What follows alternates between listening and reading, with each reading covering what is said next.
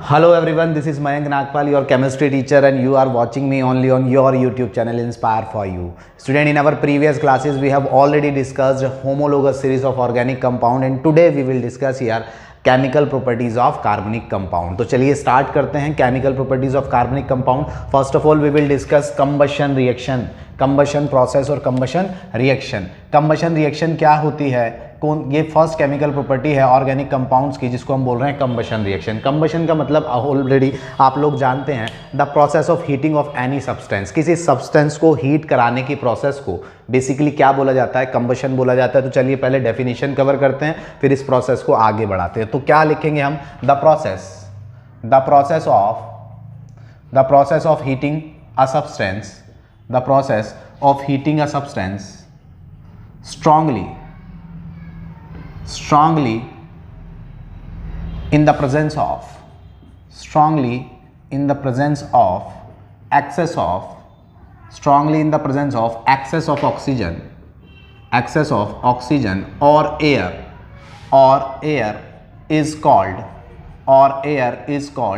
combustion।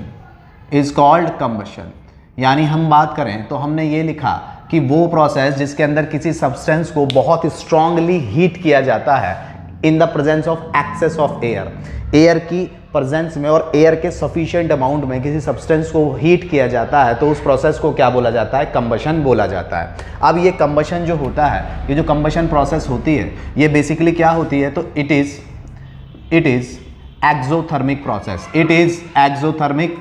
ये exothermic process होती है।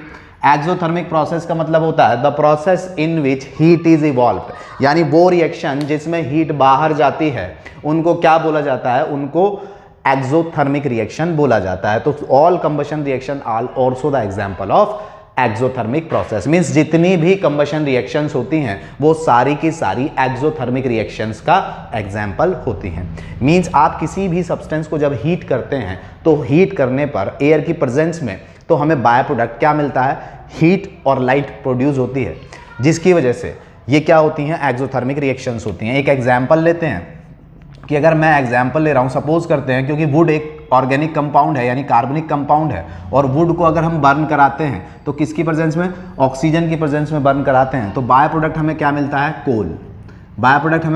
कोल प्लस हीट। तो this is also the combustion reaction.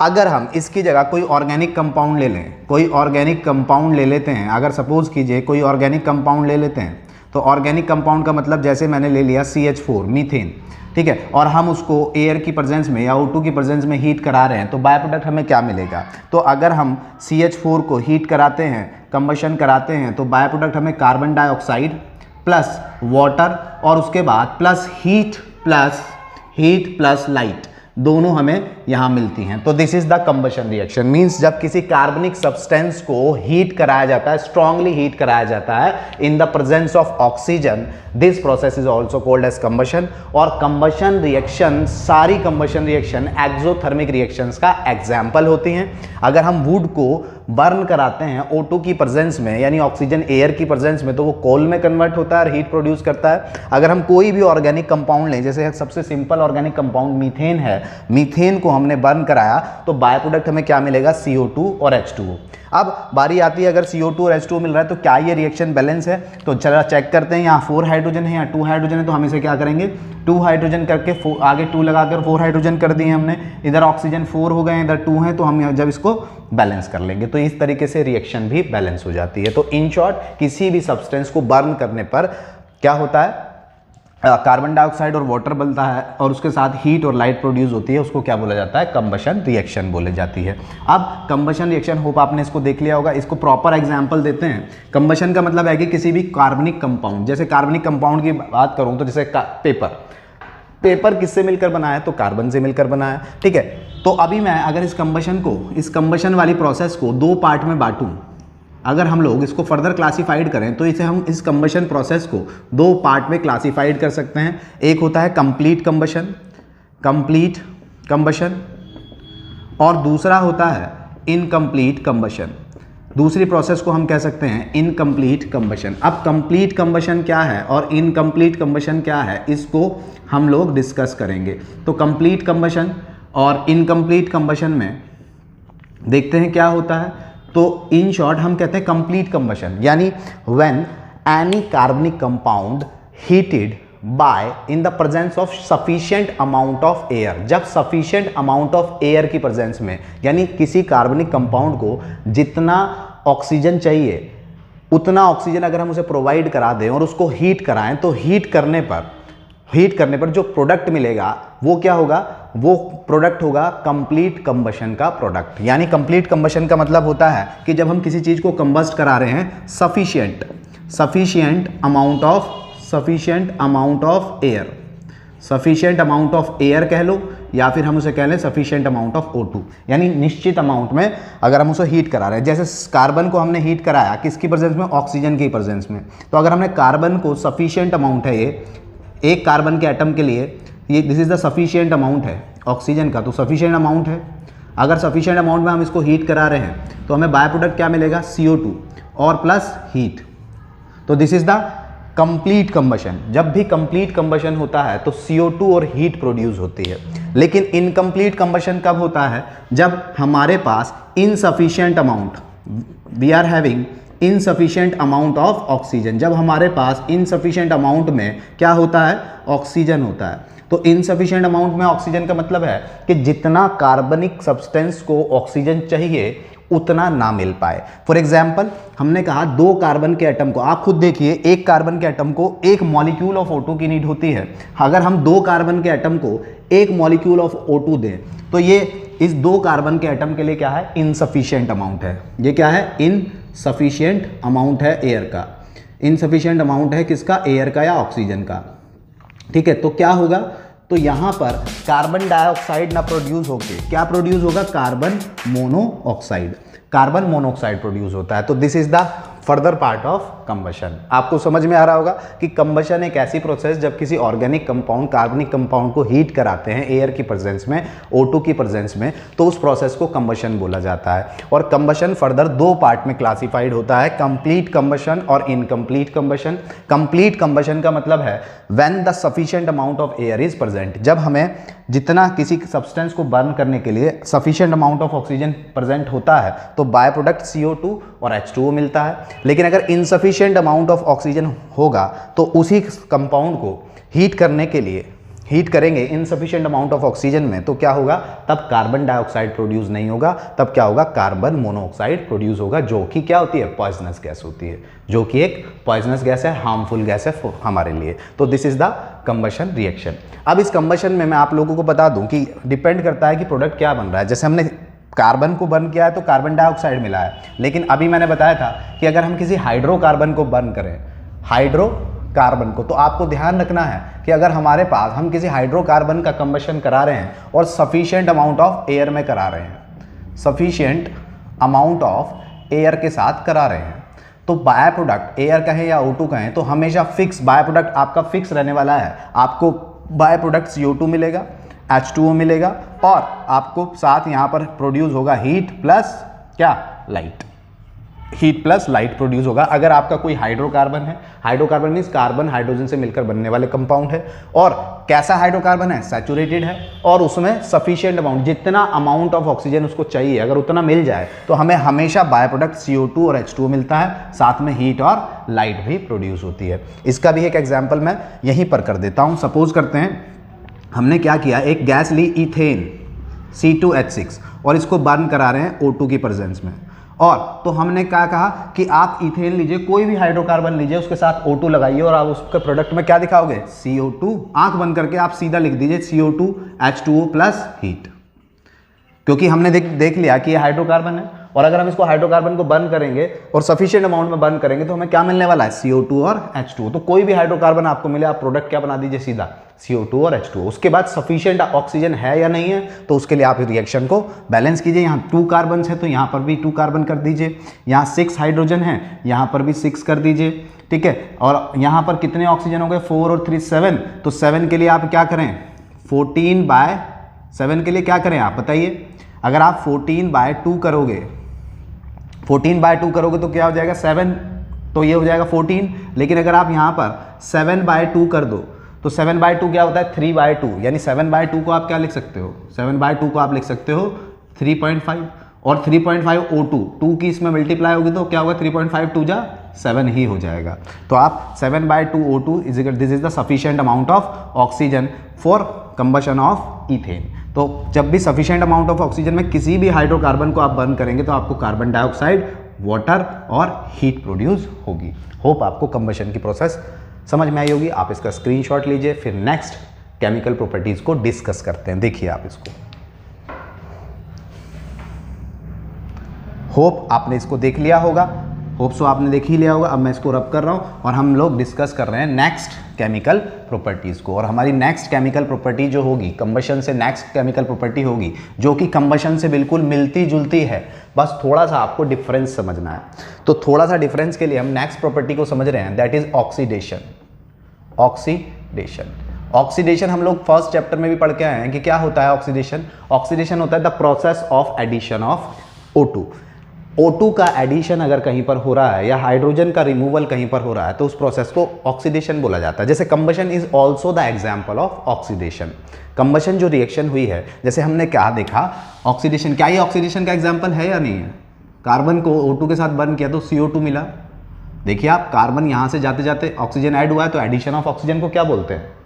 Oxidation बोलते हैं। तो ये ऑक्सीडेशन है, लेकिन हम इस सिंपल ऑक्सीडेशन की बात नहीं कर रहे हैं, यानी combustion is also the example of oxidation reaction. लेकिन हम कौन सी ऑक्सीडेशन की बात कर रहे हैं? वो प्रोसेस जिसके अंदर ऑक्सीडाइजिंग एजेंट यूज होते हैं। तो पहले तो मैं ऑक्सीडेशन की डेफिनेशन लिख देता हूं या इसके बारे में थोड़ा सा लिख देता हूं। तो लिखते हैं carbon and its compound, carbon and its compound, carbon and its compound can only oxidized, can only की जगह मैं एक अच्छा सा वर्ड यूज करता हूं, इजीली, कैन इजीली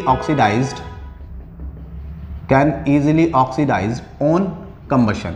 यानी कार्बन जो होते हैं और कार्बन से रिलेटेड कंपाउंड जो होते हैं वो इजीली ऑक्सीडाइज हो जाते हैं कंबस्ट कराने पर। And the compounds gets oxidized and the compound gets oxidized completely, the compound get oxidized completely to different, completely to produce different products depending upon the nature of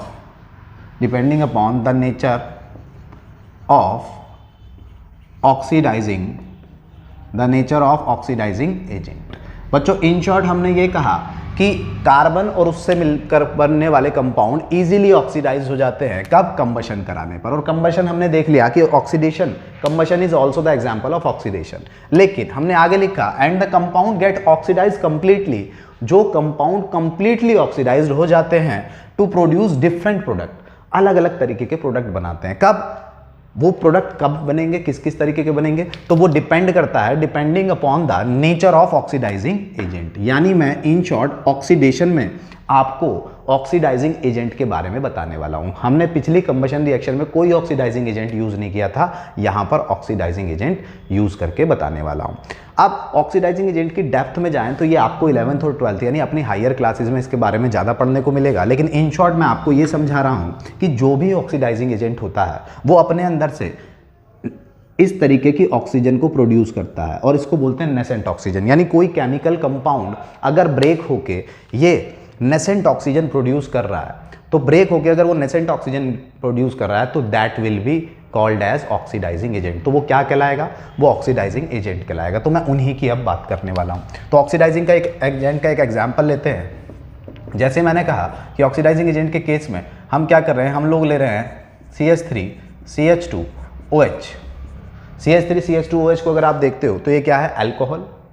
alcohol है। और alcohol के साथ ये क्या करेगा, हमने एक ऑक्सीडाइजिंग एजेंट ले लिया, क्या था? CrO3, क्रोमियम ट्राइऑक्साइड इन एसिटिक एसिड।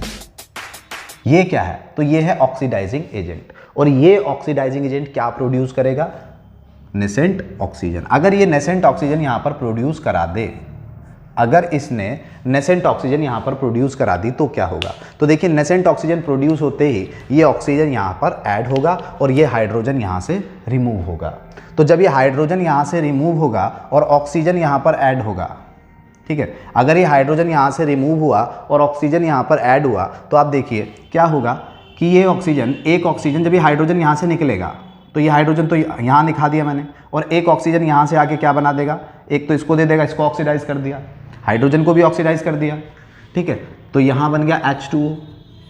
और बचा जो एक और नेसेंट ऑक्सीजन है वो खुद जाके कहाँ ऐड हो जाएगा, हाइड्रोजन की जगह पर, तो क्या बन जाएगा CH3CO। H2 हटा, इस H2 को एक ऑक्सीजन मिल गया और एक ऑक्सीजन यहाँ से यहाँ आ गया और बच गया OOH। तो क्या बन गया CH3COOH plus H2O। This is the oxidation process. Means क्या हुआ कि ऑक्सीडेशन जो होता है किसी ऑक्सीडाइजिंग एजेंट की प्रेजेंस में होता है, और ऑक्सीडाइजिंग एजेंट वो होते हैं जो अपने अंदर से इस तरीके की नेसेंट ऑक्सीजन को प्रोड्यूस करते हैं आफ्टर ब्रेक होने पर। तो नेसेंट ऑक्सीजन, इस CrO3 ने दो नेसेंट ऑक्सीजन प्रोड्यूस करे, और दो नेसेंट ऑक्सीजन प्रोड्यूस करने पर रिमूवल ऑफ हाइड्रोजन क्या होता है, ऑक्सीडेशन होता है। तो यहाँ से हाइड्रोजन रिमूव हुआ और उस हाइड्रोजन को एक ऑक्सीजन यहाँ से मिल गया तो बन गया H2O। जो एक नेसेंट ऑक्सीजन बचा वो नेसेंट ऑक्सीजन हाइड्रोजन की जगह पर ऐड हो गया और ये बन गया एसिड। तो this is the oxidation reaction. यानी क्या हुआ, अल्कोहल, ये था ethyl alcohol, ethyl alcohol oxidized होके, ऑक्सीडाइजिंग एजेंट की प्रेजेंस में ऑक्सीडाइज होके क्या बन गया, एसिटिक एसिड बन गया, एसिटिक एसिड बन गया, ठीक है। तो इस तरीके से क्या होता है, इस तरीके से रिएक्शन कंप्लीट हो जाती है। इसी तरीके से ऑक्सीडाइजिंग एजेंट और बहुत सारे होते हैं। जैसे अगर मैं बात करूं कि अगर मैं बात कर रहा हूं कि CH3CH2OH, CH3CH2OH यही है, और हमने यहाँ ले लिया एक और नया ऑक्सीडाइजिंग एजेंट एल्केलाइन KMnO4। अगर हम एल्केलाइन KMnO4, क्या है, ये भी ऑक्सीडाइजिंग एजेंट है। अगर एल्केलाइन KMnO4 ऑक्सीडाइजिंग एजेंट है तो सेम प्रोसेस ये भी करेगा कि ये दो नेसेंट ऑक्सीजन यहाँ से निकालेगा और दो नेसेंट ऑक्सीजन में एक वाटर का मॉलिक्यूल बाहर जाएगा और एक नेसेंट ऑक्सीजन इस हाइड्रोजन को मिल जाएगी और दूसरी नेसेंट ऑक्सीजन इसे मिल जाएगी और ये वापस किस में कन्वर्ट हो जाएगा, एसिड में। तो this is the oxidation process. तो आपको समझ में आएगा ऑक्सीडेशन और कंबशन में क्या डिफरेंस है, कि कंबशन में कोई ऑक्सीडाइजिंग एजेंट, कोई बाहर से एजेंट की हेल्प से हम प्रोडक्ट का फॉर्मेशन नहीं करते हैं। यहाँ पर तो एक बाहर से foreign material as a oxidizing agent use किया जाता है और वो ऑक्सीडाइजिंग एजेंट नेसेंट ऑक्सीजन को प्रोड्यूस करता है और वो नेसेंट ऑक्सीजन वहाँ से हाइड्रोजन को हटवाती है और खुद जाकर ऐड हो जाती है, जिसकी वजह से मॉलिक्यूल ऑक्सीडाइज्ड हो जाता है। और ऑक्सीडाइज जब होता है तो उसी को बोलते हैं ऑक्सीडेशन रिएक्शन, ठीक है। KMnO4, K2Cr2O7 पोटेशियम डाइक्रोमेट एक और कंपाउंड होता है, पोटेशियम डाइक्रोमेट, जिसको आप 12th में ज़्यादा डिस्कस करोगे, तो वो भी क्या होता है, वो भी इसी का एग्जाम्पल होता है। तो होप आपको ये प्रोसेस भी क्लियर हो गई होगी। ऑक्सीडेशन क्या होता है, तो ऑक्सीडेशन का मतलब है कि किसी ऑक्सीडाइजिंग एजेंट का यूज़ करके किसी मॉलिक्यूल को ऑक्सीडाइज कराना, और ऑक्सीडाइज कराने के बाद क्या होता है कि एडिशन ऑफ ऑक्सीजन होता है और रिमूवल ऑफ हाइड्रोजन हो जाता है। इसके बाद थर्ड हम केमिकल प्रॉपर्टीज़ की बात करेंगे। तो थर्ड केमिकल प्रॉपर्टी जो हम यहाँ डिस्कस करने वाले हैं, that is the substitution reaction. Substitution reaction. अब सब्स्टिट्यूशन रिएक्शन का मतलब क्या होता है बच्चों, तो सब्स्टिट्यूट वर्ड आपने पहले भी सुना होगा कि सब्स्टिट्यूट क्या होता है। सब्स्टिट्यूशन का मतलब होता है कि कई बार आपकी क्लास में सब्स्टिट्यूट लग जाता है, किसका, टीचर का। एक टीचर एब्सेंट है, सपोज करते हैं केमिस्ट्री के टीचर आज आपके एब्सेंट हैं और दूसरे केमिस्ट्री के टीचर आ गए, या फिर केमिस्ट्री के टीचर एब्सेंट हैं, उनकी जगह पर कोई और टीचर आ गया फिलहाल आपको माइंड कराने के लिए आपकी क्लास में, तो वो क्या है, वो टीचर का सब्स्टिट्यूशन है। फॉर एग्जाम्पल, जैसे मैं इस मार्कर से लिख रहा हूँ और इस मार्कर से लिखते लिखते मार्कर एनी हाउ बंद हो जाए, किसी वजह से बंद हो जाए, तो मैं क्या करूँगा, मैं तुरंत दूसरा मार्कर यूज़ करना स्टार्ट कर दूंगा। तो दूसरा मार्कर मैंने यूज़ किया तो इसका मतलब क्या है, पहले वाले को हटाया और दूसरे वाले को उसकी जगह पर यूज़ कर लिया। तो दिस इज़ द सब्स्टिट्यूशन। आप क्लास में सब्स्टिट्यूशन करते हैं, आप एक पेन से लिख रहे हैं रेगुलर, लेकिन आपका पेन खत्म हो गया, तो आप क्या करोगे, क्या आप काम छोड़ दोगे, भाई अब मेरी पढ़ाई छूट जाएगी, बस मेरा पेन खत्म हो गया, आज के बाद मैं लिखूंगा ही नहीं, ऐसा तो नहीं होगा ना। आप क्या करोगे, आप उस पेन का सब्स्टिट्यूट ले आओगे, दूसरा पेन ले आओगे और दूसरे पेन से यूज़ करने लगोगे। तो जब एक चीज़ हट के उसी के जैसी दूसरी चीज़ आ जाए तो उसे क्या बोलते हैं, सब्स्टिट्यूशन बोलते हैं। क्लियर होती है बात। एक चीज़ हट के उसी के जैसी दूसरी चीज़ आ जाए तो उसे क्या बोलते हैं, सब्स्टिट्यूशन। जैसे ये स्पेक्स है, अब ये चश्मा लगा हुआ है, सपोज करते हैं कि ये चश्मा किसी एनी हाउ किसी वजह से टूट जाए, तो क्या मैं चश्मा लगाना छोड़ दूंगा? नहीं ना, मैं एक नया चश्मा यूज़ करने लगूंगा। तो पहले वाले को हटा के दूसरा वाला यूज़ कर लूँगा और दिस इज़ द सब्स्टिट्यूशन होता। तो एक चीज़ को हटाकर उसकी जगह पर दूसरी चीज़ को ले आना, उसकी जैसी प्रॉपर्टी वाली सब्सटेंस को क्या कहलाता है, सब्स्टिट्यूशन कहलाता है। तो चलिए पहले सब्स्टिट्यूशन का छोटा सा लिख लेते हैं। सब्स्टिट्यूशन रिएक्शन क्या होती है? The reaction which involves direct displacement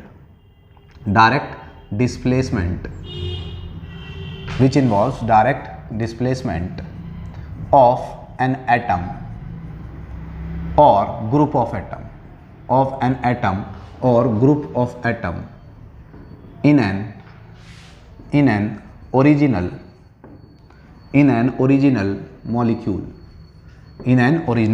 यानी किसी ओरिजिनल मॉलिक्यूल में से एक एटम या पूरे ग्रुप ऑफ एटम को हटाकर उसकी जगह पर उसी के जैसी प्रॉपर्टी वाला कोई दूसरा मॉलिक्यूल ले आना क्या कहलाता है? क्या कहलाएगा? सब्स्टिट्यूशन कहलाएगा। फॉर एग्जांपल, जैसे मैंने आपको एक एग्जांपल देता हूं कि हमने क्या किया, हमने CH4 का मॉलिक्यूल फॉर्म किया। अब CH4 का मॉलिक्यूल कैसे बना होगा स्टूडेंट, कि कार्बन के आउटर मोस्ट में 4 इलेक्ट्रॉन्स होते हैं, पता है हमें। ईच हाइड्रोजन कंटेन्स एक इलेक्ट्रॉन, हर हाइड्रोजन क्या करता है, एक इलेक्ट्रॉन को कंटेन करता है। तो हुआ क्या कि हाइड्रोजन अपने आप को स्टेबल करने के लिए एक इलेक्ट्रॉन शेयर कर लिया, इस वाले हाइड्रोजन ने एक और इलेक्ट्रॉन शेयर कर लिया, इस हाइड्रोजन ने इलेक्ट्रॉन शेयर कर लिया और इसी तरीके से इस हाइड्रोजन ने भी इलेक्ट्रॉन शेयर कर लिया। अब कार्बन ने अपने आप को स्टेबल करने के लिए जो जो इलेक्ट्रॉन इनको दिया था, एक एक इनसे भी शेयर कर लिया और शेयरिंग करने के बाद क्या हुआ कि इस तरीके की बॉन्ड फॉर्मेशन हो गई।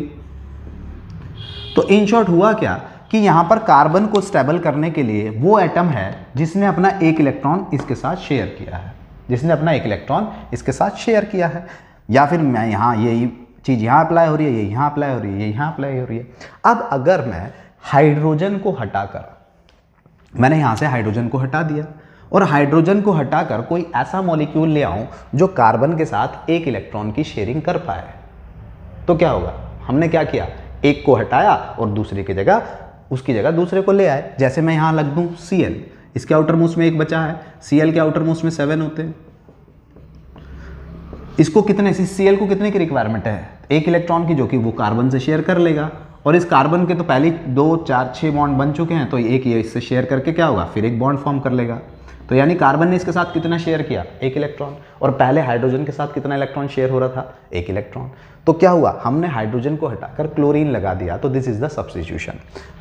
होप सो आपको क्लियर हुआ होगा। चलिए एक और एग्जांपल देता हूँ सब्स्टिट्यूशन का।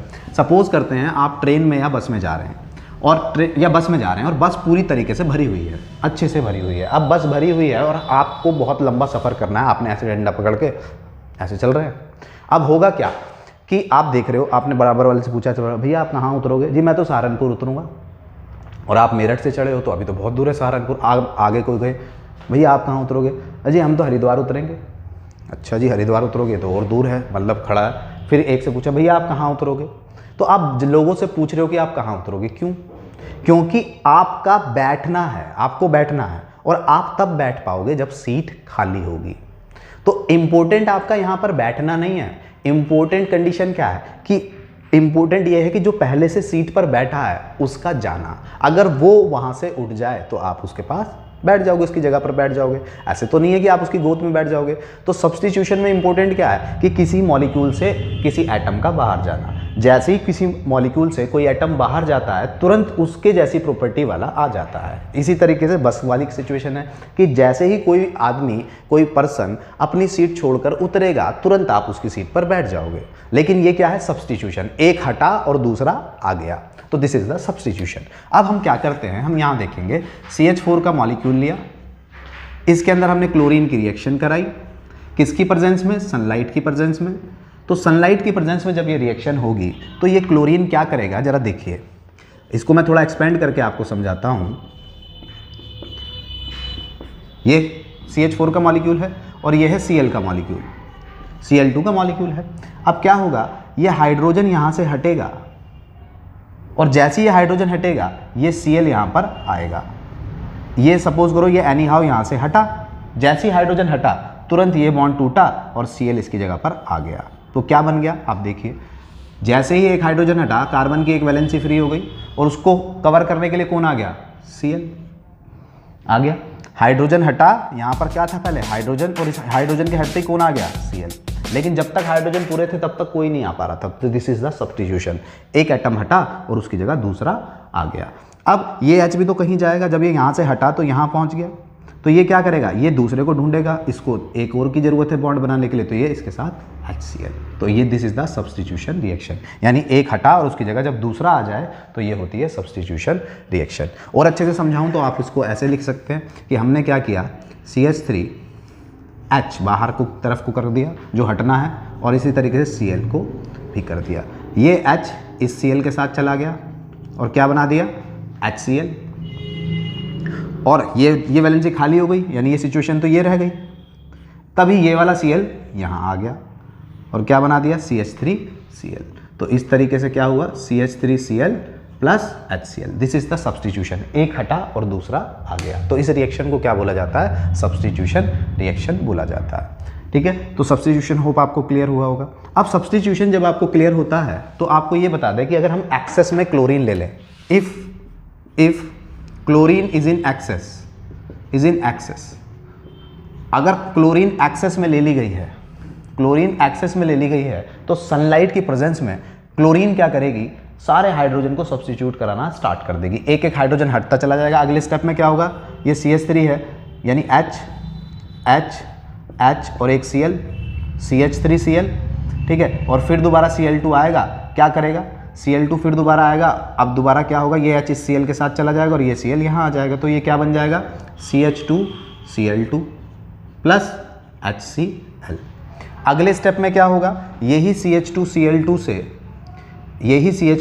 से एक Cl, second Cl, fourth Cl और नेक्स्ट Cl, और फिर दोबारा Cl2 आएगा और एक HCl फिर दोबारा बाहर जाएगा, और इस बार क्या बन जाएगा, ये Cl यहाँ पहुँचेगा, तो ये क्या बन जाएगा, CHCl3 प्लस H2O। और जब ये CHCl3 बचेगा तो CCl, Cl और H, और फिर दोबारा Cl2 आएगा और इसके साथ HCl, ये वाला HCl बाहर जाएगा और ये Cl यहाँ पर सब्स्टिट्यूट हो जाएगा, और क्या बन जाएगा, CCl4 प्लस HCl। तो इन शॉर्ट हमने देखा कि हर स्टेप में HCl यहाँ से जा रहा है। तो सनलाइट की प्रेजेंस में अगर आप क्लोरीनेशन करा रहे हो, यानी क्लोरीन को सब्स्टिट्यूशन करा रहे हो, और क्लोरीन एक्सेस में है, तो वो धीरे धीरे सारे हाइड्रोजन को हटाती चली जाती है और खुद आकर ऐड होती चली जाती है, और लास्ट में हमें CCl4 मिल जाता है। This is the substitution reaction. Hope आपको क्लियर हुआ होगा। इस सब्स्टिट्यूशन रिएक्शन को हम जो नाम देते हैं, इसको नाम देते हैं हैलोजिनेशन। हैलोजिनेशन क्यों बोला जाता है, तो हैलोजिनेशन क्यों बोला जाता है, क्योंकि हैलोजन ऐड हो रही है, इसलिए क्या हो रहा है, हैलोजन का सब्स्टिट्यूशन हो रहा है, तो क्या है, हैलोजिनेशन सब्स्टिट्यूशन रिएक्शन। अब हैलोजिनेशन में भी हैलोजन कौन से होते हैं, फ्लोरीन, क्लोरीन, ब्रोमीन, आयोडीन को हैलोजन बोला जाता है, और यहाँ कौन है, क्लोरीन। तो क्लोरीन को क्या बोलेंगे, इस प्रोसेस को और अच्छे से नाम दे तो क्या होगा, क्योंकि क्लोरीन हैलोजन की फॉर्म में क्लोरीन आ रहा है, इसलिए हम इसे बोलते हैं क्लोरीनेशन। और अगर मैं इसकी जगह ब्रोमीन यूज करता तो यही प्रोसेस क्या होती, ब्रोमिनेशन। तो होप आपको ये सब्स्टिट्यूशन भी क्लियर हुआ होगा। आप इसको देखिए, फिर नेक्स्ट रिएक्शन करते हैं एडिशन रिएक्शन। देखिए आप इसको,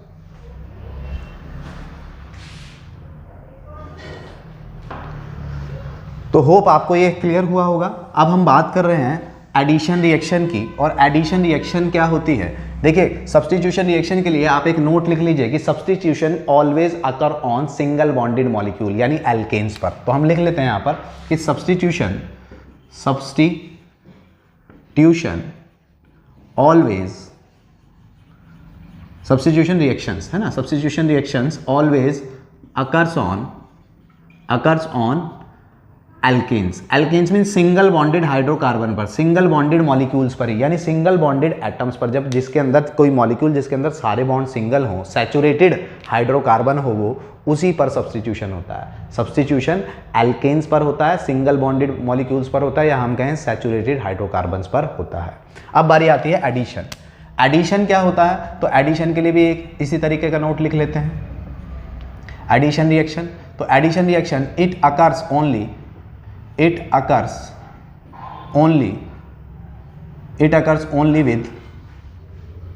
only with unsaturated, only with unsaturated or double or triple bonded hydrocarbon, double और ट्रिपल बॉन्डेड हाइड्रोकार्बन। यानी सब्स्टिट्यूशन सिंगल बॉन्डेड हाइड्रोकार्बन्स पर होता है, यानी सैचुरेटेड हाइड्रोकार्बन्स पर होता है, जबकि एडिशन रिएक्शन केवल और केवल उन मॉलिक्यूल्स के साथ होगी जो अनसैचुरेटेड होंगे, और अनसैचुरेटेड में या तो उनके पास डबल बॉन्ड होगा या फिर ट्रिपल बॉन्ड होगा। क्लियर होती है बात? ये सबसे बड़ा डिफरेंस है। तो हमने क्या किया, एक अनसैचुरेटेड हाइड्रोकार्बन लिया, ठीक है, एक रिएक्शन आती है हाइड्रोजिनेशन, एडिशन में बड़ी फेमस रिएक्शन है, दैट इज हाइड्रोजिनेशन।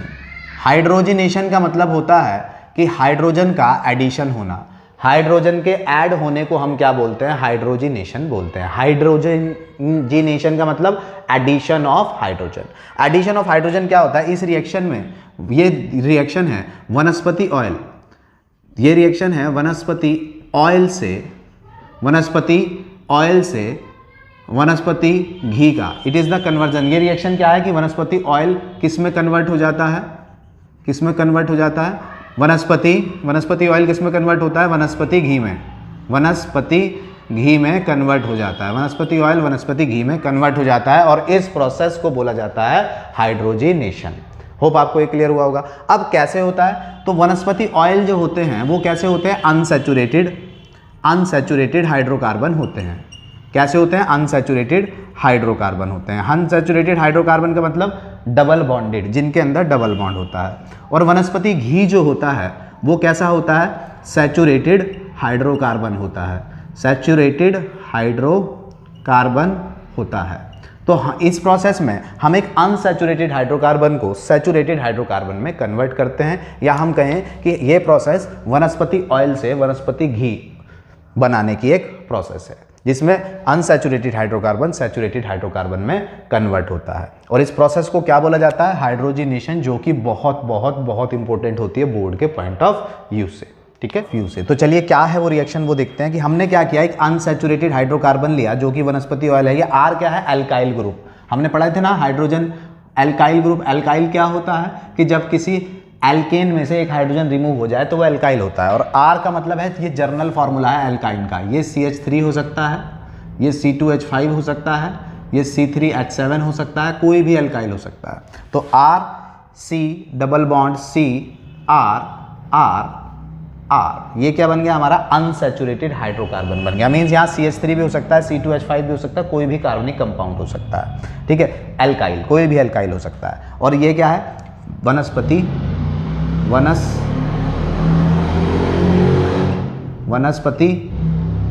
ऑयल है। ये वनस्पति ऑयल से हमें क्या बनाना है, वनस्पति घी। तो हम क्या करते हैं, इसमें हाइड्रोजन का एडिशन कराते हैं, हाइड्रोजन का ऐड कराते हैं। किसकी प्रेजेंस में, तो यहाँ कैटलिस्ट बड़ा इंपॉर्टेंट होता है।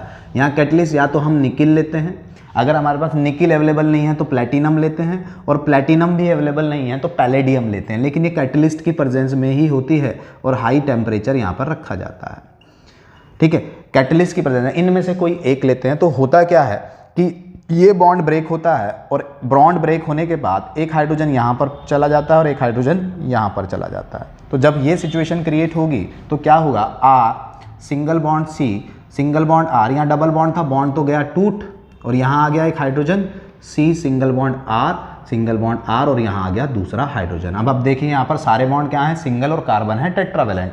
यहाँ पर क्या है, डबल बॉन्ड है, इसलिए अनसैचुरेटेड था, और अब यहाँ सारे बॉन्ड सिंगल हो गए तो ये क्या हो गया, सैचुरेटेड। तो ये था वनस्पति ऑयल, और अब ये क्या बन गया, वनस्पति घी, वनस्पति घी बन गया। अच्छा आप एक बात बताइए कि कौन सा हार्मफुल होगा हमारी बॉडी के लिए, हमारी हेल्थ के लिए वनस्पति ऑयल अच्छा है या वनस्पति घी अच्छा है? तो हमारी हेल्थ के लिए अनसैचुरेटेड हाइड्रोकार्बन और अनसैचुरेटेड फैट, हमारी हेल्थ के लिए अनसैचुरेटेड फैट क्या होते हैं, बेनिफिशियल होते हैं। और सैचुरेटेड फैट जैसे घी और वनस्पति घी, ये क्या होते हैं, ये हार्मफुल होते हैं।